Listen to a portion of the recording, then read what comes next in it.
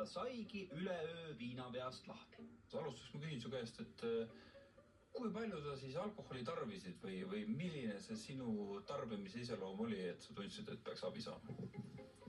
No, ütleme niimoodi, et viimastel aastatel ma arvan, et näiteks mingi 0,7 džinni niimoodi õhtuga ära imeda oli päris okk.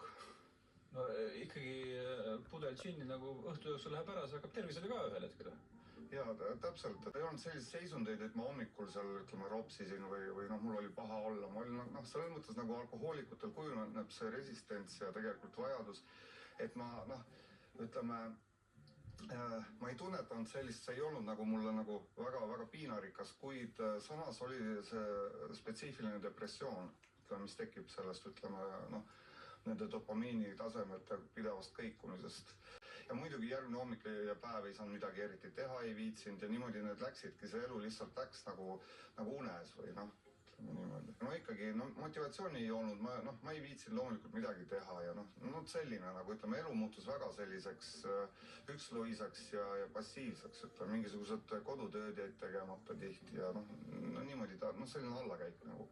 Pigem pragmaatiline otsus, et kui ma tahan jätkusuutlik olla, kui ma tahan perele raha teenida ja nii edasi, töötada, tööd jätkata ja nii edasi, et varem või hiljem ma pean nagu tervist hakkama parandama. Aga see kodeerimine, kui sa selle läbi tegid, sa tegid selle laias laastus 10 kuud tagasi, tulid sealt kabinetist välja, kuidas su elu edasi läks? Et ju siis alateadvusesse külvati mingi plokk ja lihtsalt sellest päevast saadik, ütleme niimoodi, et tõepoolest, kui ma nägin alkoholi, siis mul tekkis harjumusest nagu mingisugune selline, aga kohe oli mingisugune plokk ees. See oli üldse alkoholi võtnud pärast seda? Ei, mitte üldse. Täiesti null. No samas ma olen rääkinud ka inimesega, kellel oli selles mõttes vastupidine efekt, et ta käis selle ära, aga ta ikkagi hakkas uuesti napsutama, aga tema puhul oli see ka, et ta ütles, et ega ta nagu lõpuni ei uskunud. Sina ikkagi, kui sa läksid, siis sa tegid selle otsuse, et sa usud seda asja.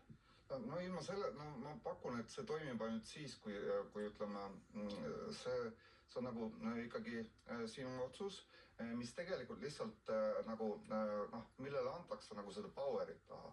Sest mul oli nagu selline plaan, ma lihtsalt otsisingi võimalust, kuidas. Et ma otsisin erinevaid viise, kuidas lõpetada ära. Ja niimoodi ma leidsin.